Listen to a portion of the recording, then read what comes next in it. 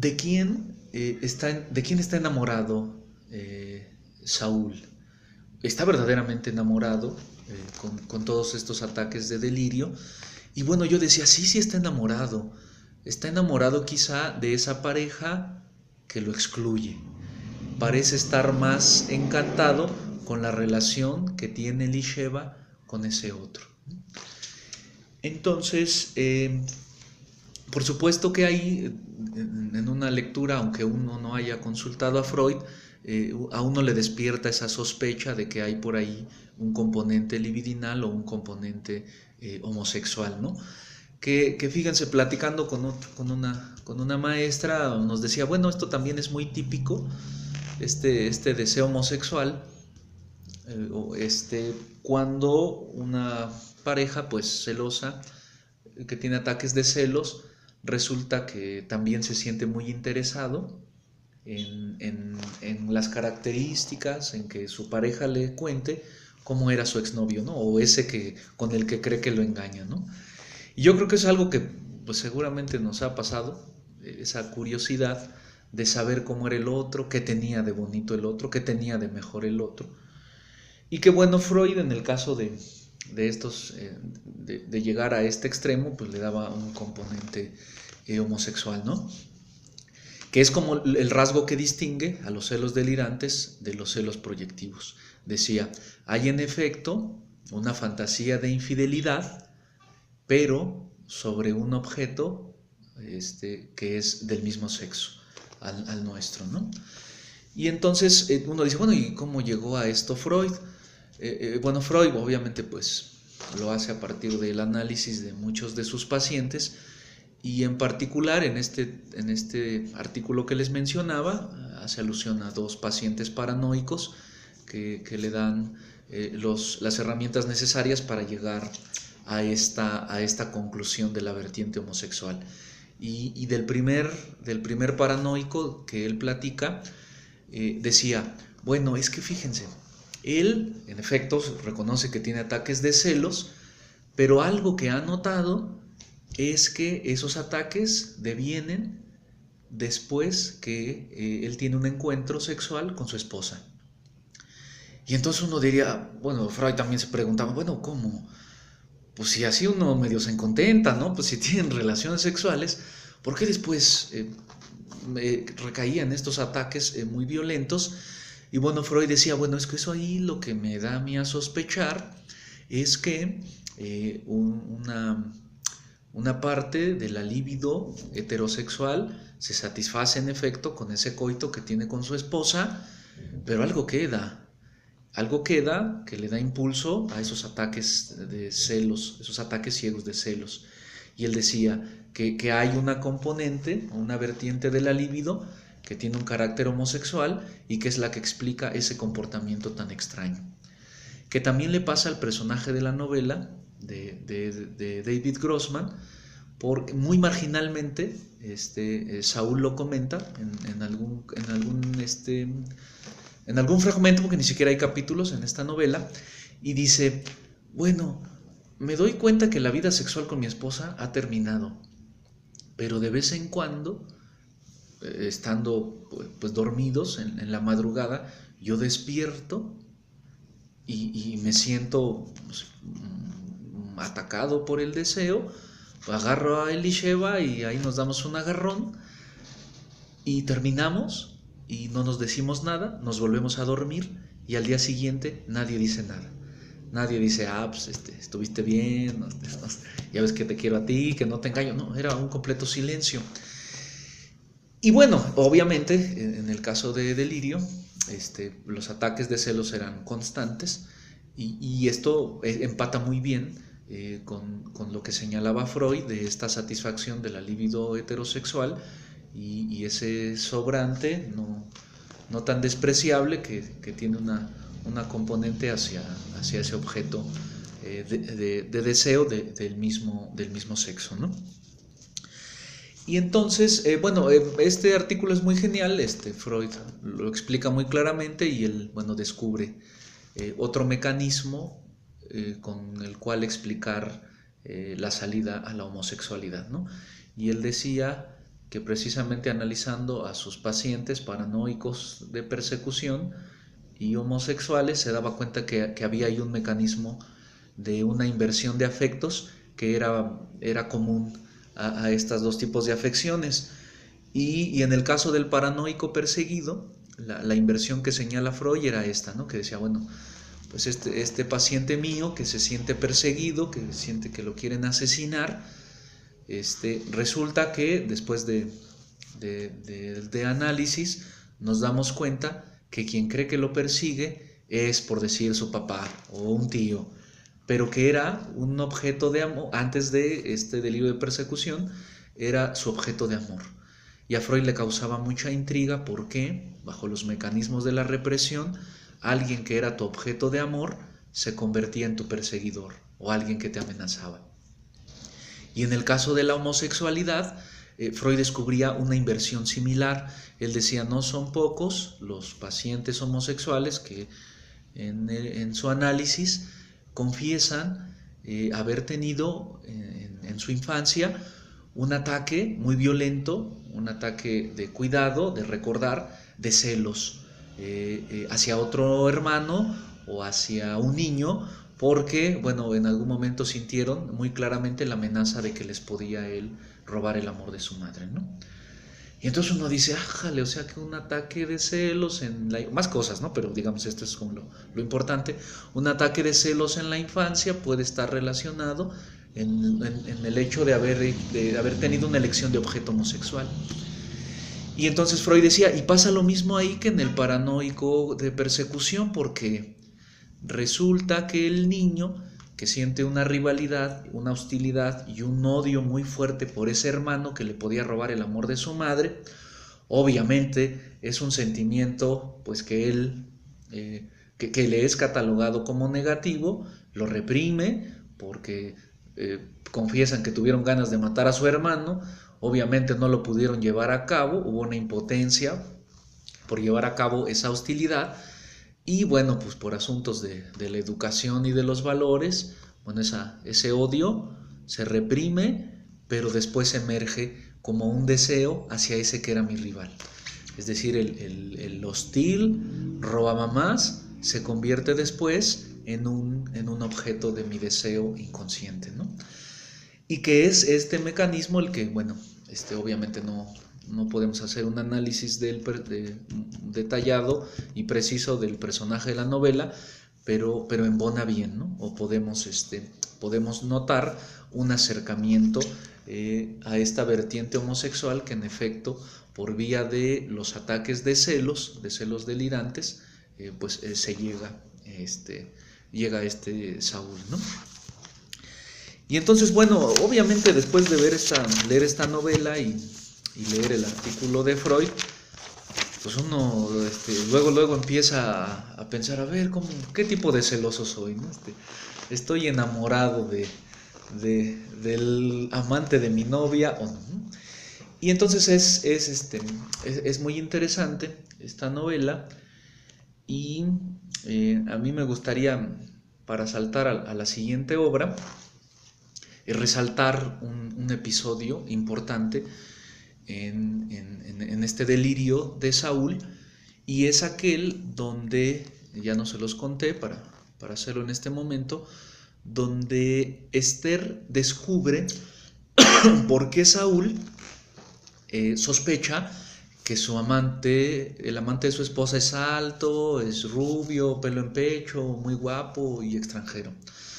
Bueno, porque resulta que Elisheva trabajaba en algún departamento de migración y bueno, a lo que ella se dedicaba era a buscarle trabajo a los migrantes en su país y bueno, obviamente conocía a muchas personas y en una de esas un artista, un pintor ruso, era una de las personas que acudían a su oficina y llevaba ya bastante tiempo solicitando a Elisheva que le consiguiera un trabajo pues para el que él estaba capacitado, pintar, porque solo le había conseguido trabajos de plomero, de vendedor, es decir, cualquier cosa ahí improvisada para que no se muriera de hambre. Y entonces resulta que este migrante un día toca la puerta donde vive Elisheva y Saúl, y muy desesperadamente a la primera persona que abre la puerta, que desgraciadamente es Saúl, le dice: es que ya no soporto más, ya no puedo seguir con esto. Y entonces así pues Saúl se queda: ¿cómo que ya no puedes seguir con esto? ¿A qué te refieres? Y él le dice: ¿no está Elisheva? Y entonces Saúl por primera vez siente celos y dice: a mí se me hace que estos tienen algo y este ya está desesperado y por eso vino a tocarme la puerta, porque quiere descubrírmelo todo. Y resulta que Elisheva tiene una conversación con él en otro idioma, me parece, y entonces es ahí el momento donde Saúl se decepciona de cierta manera de su objeto de amor y empieza a construir todo este delirio, toda esta manía de hilación para terminar determinando que Elisheva le es infiel y con él. Bueno, ¿por qué es importante este evento de desilusión? Probablemente, muy seguramente hay muchas más cosas que explicarían el delirio de Saúl, pero este énfasis que hago yo en el desencanto me va a servir para poder enlazarlo con este artículo de Freud también, que se llama Duelo y Melancolía, y particularmente con la obra de teatro, con la pieza teatral de Arthur Miller, La muerte de un viajante, ¿no? ¿Por qué? Bueno, obviamente todos hemos pasado por el duelo. El duelo, Freud no lo consideraba como una patología, porque decía: bueno, todos vamos a pasar por él, todos vamos a salir de alguna manera de él a lo largo de nuestra vida, algunos más veces, otros menos, pero pueden derivar en algo que se conoce como melancolía. Que a Freud, en efecto, nos dice en este artículo, le parece que son casi fenómenos iguales, salvo por una diferencia, ¿no? Y decía: bueno, pues un duelo es aquello en lo que una persona entra cuando pierde un objeto de amor, ¿no? Un objeto de amor que obviamente deja un vacío, produce un gran dolor y merma de alguna manera el yo, agota todas sus energías, y hay un descuido de toda la vida productiva, de toda la vida familiar, de la vida social que tiene la persona que está en duelo. Y bueno, después de reflexión, después de la aceptación, después de algún tiempo, pues esta persona logra sanarse de ese duelo. Decía Freud, desinvestir libidinalmente a ese objeto perdido, y en el caso de que ese objeto fuera un objeto, fuera su pareja sentimental, bueno, pues logrará trasladar esa vestimenta libidinal hacia otro objeto y habrá sanado, ¿no? Y habrá, digamos, olvidado en la medida de lo posible a eso que algún día le causó una herida, ¿no? Y entonces el duelo es un proceso demasiado duro, sobre todo cuando tiene que ver con la muerte, cuando tiene que ver con una pérdida definitiva del objeto de amor, porque, como habíamos comentado la vez pasada, el yo, lo que yo creo que soy, es algo que no depende exclusivamente de mí, ¿no? Decíamos, no hay nada auténtico en el yo. Siempre tiene que ver con el trabajo del otro, con cómo el otro me mira, y de esa manera en que yo percibo que el otro me mira es como me constituyo. Y en el duelo sucede una pérdida muy importante, porque en la pérdida del otro también me pierdo yo, ¿no?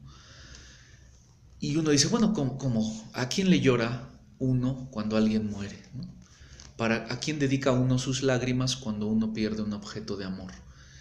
Y es indudable, es innegable decir que en el duelo nosotros perdemos algo de nosotros. El duelo nos cambia, nos modifica, porque perdemos en ese otro una parte de nosotros, aquella imagen, por ejemplo, amorosa que vemos en los ojos del otro, ¿no?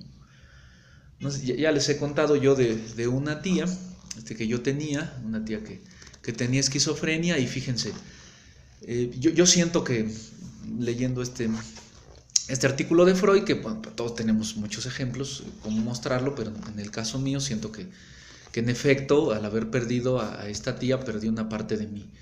Porque ella no había estudiado, mi tía, ¿no? Se quedó en la primaria y le gustaba mucho la escuela. Y era muy buena en matemáticas. Entonces, cuando yo llegaba a la casa de mi mamá y yo la veía, ella me recibía muy bonito, ¿no? Ella me decía, hijo, ¿no? De una manera que ni mi mamá lo decía, ¿no? Y ella me decía, tú eres mi maestro, ¿no? Y uno muy tonto en esa época decía, bueno, pues sí, nunca le he dado clase a mi tía, ¿no? No doy clase en prepa, ella se quedó en la primaria, ¿no? Pero yo notaba que de cierta manera veía en mí el maestro que ella había querido ser, porque en efecto a mi tía le hubiera gustado ser maestra. Y yo sé que, bueno, espero dedicarme toda mi vida a ser maestro, pero yo sé que el maestro que yo era para mi tía se ha perdido. Cuando ella muere, ella se va, nadie me dice maestro, nadie me ve como el maestro que en efecto ella veía en sus ojos, que ella veía con sus ojos en mí, ¿no? Y entonces en efecto una parte de mí se pierde, porque yo ya no soy aquello que solamente era en los ojos de mi tía, ¿no? Y en general así pasa, ¿no? Entonces, cuando uno pasa por un episodio de de duelo, una parte de nosotros se pierde, ¿no? Y sobre todo en el caso de la muerte, pues es algo muy duro. O sea, la muerte y la locura son algo del orden de lo real, decía Lacan, algo que nos provoca un vacío, un agujero para el que no alcanza, por ejemplo, las palabras, para el que no alcanzan los significantes, diría Lacan. Un agujero que para intentar taponearlo quizá requeriríamos todo el lenguaje, ¿no? Todas las potencias del lenguaje para poder tratar de calmar algo como lo que un duelo de muerte nos puede provocar, ¿no? Y bueno, eso me trae ahorita a la mente, digamos, esta necesidad de algo muy fuerte para poder taponear la pérdida por la muerte, a esta obra de Albert Camus que se llama Calígula, ¿no? Ya la han leído algunos de ustedes, donde, bueno, Calígula está enamorado de su hermana Drusila. Es una pieza teatral, ¿no? Está genial, deben leer Calígula, apunten, tarea, leer Calígula. Y porque él está enamorado de su hermana y un día muere.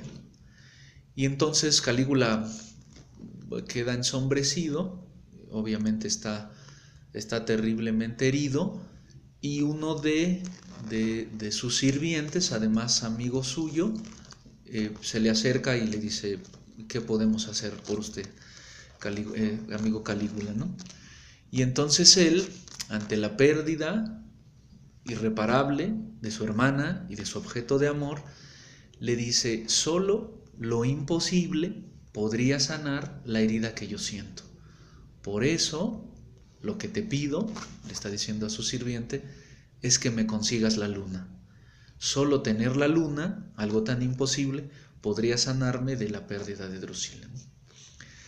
Y este imposible, como querer la luna en la obra de Calígula, bueno, pues es precisamente esa falta, esa impotencia que tiene el lenguaje ante un episodio de pérdida de un objeto de amor por la muerte, ¿no? Y entonces Freud decía, bueno, así como esto, pues nos va a pasar mucho en la vida, saldremos como sea, pero hay en particular una salida del duelo que deriva en algo que, decía Freud, eso sí me parece que es una patología, y es la melancolía, ¿no? Y decía, bueno, ¿y en qué se distingue el sujeto melancólico, que a nosotros nos parece que es también un triste, como el que está llorando a un muerto? Y Freud decía, bueno, tienen características similares,